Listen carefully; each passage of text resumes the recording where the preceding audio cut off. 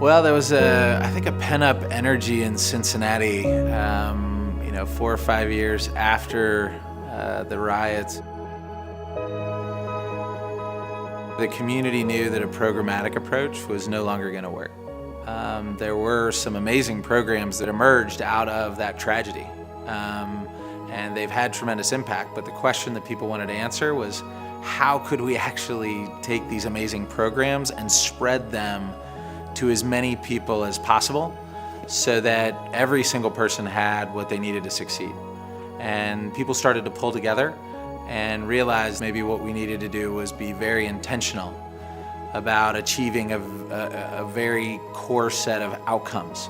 Kindergarten readiness, early grade reading, middle grade math, high school graduation, college completion. How could we organize around that? And once there was that recognition and the sense that we could do better by working together rather than apart in these silos, then that's when the partnership was really born. The first rung of the Strive pipeline, if you will, is early childhood. And from its inception, they've been very focused on early childhood as the contributor to the rest of a child or an individual's success educationally and in their careers. Beginning when children are born, it's incredibly critical that partners start to see not only the overlap, but that we really break down the silos and we don't think about just a child's education or just their health or just their physical well-being, but that it's the whole child and that we're working in tandem and as a collaborative team. The unique thing about Math Lab is that it focused more on the students' basic skills. We kind of saw that over the course of the time that, it was just more building their confidence.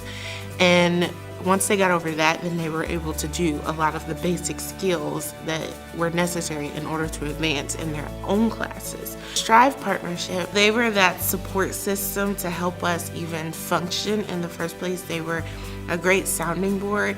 I would speak with one of the contacts at StrivePartnership, Marina, to help bounce off ideas, things we can include, things we should take out. One of the principles that Strive and many of the initiatives in our community are very focused on is collective impact. And I think the work that we're doing in the Preschool Promise is a great example of how collective impact really works. And so having these collective voices at the table, one, helps us understand it from the perspective of others who believe it's important, but also in broadening the choir that's talking about this and making it an important initiative in our community.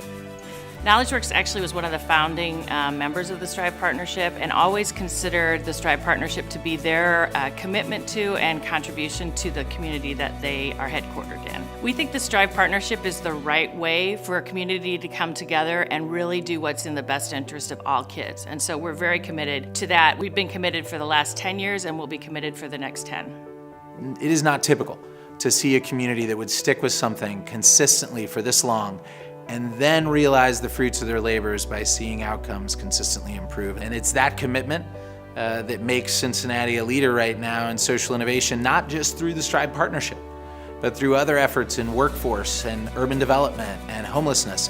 Cincinnati is thriving right now because people have seen that by working together they can achieve a better result.